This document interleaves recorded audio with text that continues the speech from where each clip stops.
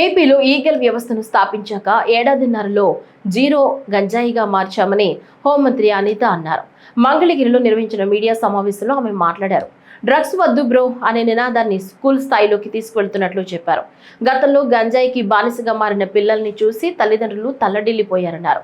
యువత భవిష్యత్తుకు భరోసా కల్పించాలనే ఈగల్ వ్యవస్థను తీసుకొచ్చినట్లు వివరించారు. మినిస్టర్గా ప్రమాణ స్వీకారం చేసి ఇంకా నేను ఛార్జ్ తీసుకోక ముందుగానే గౌరవ్ లోకేష్ గారు నాకు కాల్ చేసి, అమ్మ మనం దీని మీద దృష్టి పెట్టాలి, మీరు నేను కలిసి కోఆర్డినేషన్తో పనిచేస్తే డెఫినెట్గా మెరాకిల్స్ సృష్టించవచ్చు, యువత భవిష్యత్తు మీద మాకు మంచి భరోసా కల్పించవచ్చు అని చెప్పిన తర్వాత ఆ రోజు నుంచి ఈ రోజు వరకు కూడా ప్రత్యేకమైన దృష్టి పెట్టి ఒక ఈగల్ సంస్థని ఏర్పాటు చేసి, ఒక ఐజీ స్థాయి వ్యక్తిని ఏర్పాటు చేసి, ఒక ప్రత్యేక విభాగంగా దాన్ని పెట్టి ఈరోజు పూర్తి వాళ్ళకి పవర్లు ఇచ్చి ఈరోజు ఈగల్ సంస్థ నడిపిస్తూ ఉంటే, ఒక పక్క నుంచి డ్రగ్స్ వద్దు బ్రోని క్యాంపెయిన్ని సుమారుగా 50,000 స్కూల్స్లో ఈ రోజుకి మేము కండక్ట్ చేసి, డ్రగ్స్ వల్ల వచ్చే నష్టాలు, డ్రగ్స్ తాలూకా కేసుల్లో ఇరుక్కుంటే వాళ్ళ భవిష్యత్తు ఎలా పాడవుతుంది అని ఎన్డీపీఎస్ యాక్ట్స్ మీద, చట్టాల మీద కూడా అవగాహన కల్పించే పరిస్థితి మేము తీసుకొస్తూ ఉంటే, ఈ రోజుకి కూడా జగన్మోహన్ రెడ్డి పరిస్థితి ఎలా ఉంది అంటే,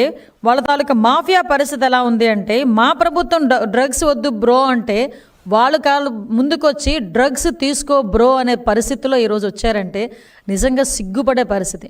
నేను ఎందుకు ఈ సందర్భంలో మాట్లాడుతున్నానంటే, ఈ సందర్భంలో నేను మాట్లాడాలి కాబట్టి ఈరోజు నేను మాట్లాడడానికి వచ్చాను. ఎందుకంటే ఈరోజు ఒక అర్హత లేని వ్యక్తి, ఒక యువత భవిష్యత్తు గురించి మాట్లాడే అర్హత లేని వ్యక్తి, యువతని ఎలాగ ముందుకు తీసుకెళ్ళాలని అంశం మీద మాట్లాడడానికి అర్హత లేని వ్యక్తి జగన్మోహన్ రెడ్డి వాళ్ళ విద్యార్థి విభాగాన్ని కొంతమందిని యువతిని కలిసి ఈరోజు కూర్చోబెట్టి ఒక ట్రైనింగ్ ప్రోగ్రామ్ ఏదో పెట్టాడంట. అసలు ఆ ట్రైనింగ్ పెట్టేదానికి నీకు అసలు అర్హత ఉందా అని నేను జగన్మోహన్ రెడ్డిని అడుగుతున్నా. ఆ పులివెందుల ఎమ్మెల్యేకి కనీసం అర్హత ఉందా అని నేను అడుగుతున్నా.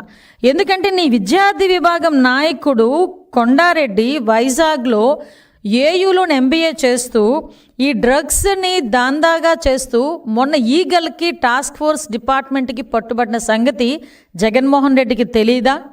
జగన్మోహన్ రెడ్డికి తెలియకుండానే జరిగిందా? ఆ కొండారెడ్డి విద్యార్థి విభాగం అధ్యక్షుడు కాదా? ఆ కొండారెడ్డి అన్న వ్యక్తి అబ్బాయి నాకు తెలిసి హార్డ్లీ 23 సంవత్సరాలు అనుకుంటా. అంటే వయసు కూడా ఎందుకు నేను మెన్షన్ చేస్తున్నానంటే, ఏ వయసులోని పిల్లలు ఇలాంటి డ్రగ్స్కి, అదేవిధంగా గాంజాకి అలవాటు పడి వాళ్ళ భవిష్యత్తు నాశనం చేసుకోవడమే కాకుండా వాళ్ళ తల్లిదండ్రులకి కూడా క్షోభ మిగిల్చే పరిస్థితి.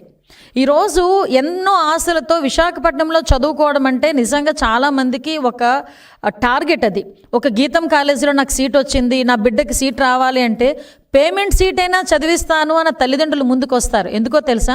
గీతం కాలేజ్ లాంటి కాలేజో, ఆంధ్ర యూనివర్సిటీ లాంటి యూనివర్సిటీయో, లేకపోతే డైట్ లాంటి ఇంజనీరింగ్ కాలేజో, ఏదో ఒక ఇంజనీరింగ్ కాలేజీలో నా బిడ్డ చదివితే 4 సంవత్సరాల తర్వాత క్యాంపస్ ఇంటర్వ్యూస్ వస్తే ఏదో ఒక ఉద్యోగం నా బిడ్డ నిలబడతాడు, నన్ను చూసుకుంటాడు అన్న ఒక భరోసాగా ప్రతి తల్లిదండ్రులు కూడా ఒక పూట తిని ఒక పూట తినక లోన్లు పెట్టుకొని అప్పులు సప్పులు చేసి పిల్లల్ని చదివించడానికి యూనివర్సిటీస్కి పంపిస్తే, అక్కడ కూర్చున్న మీ విద్యార్థి విభాగం నాయకుడు మీ నాయకుల తాలూకా ప్రోద్బలంతో, మీ నాయకుల తాలూకా ప్రోత్సాహకాలతో వాళ్ళకి డ్రగ్స్లకి బానిసలను చేసి వాళ్ళ జీవితాన్ని ఛిద్రం చేసి నాశనం చేస్తూ ఉంటే, కూర్చొని వాళ్ళకి పనిష్మెంట్ ఇవ్వడం పోయి వాళ్ళతో కూర్చొని మీటింగ్లు పెట్టుకునే పొజిషన్కి వచ్చావంటే నీకు అసలు సిగ్గుందా?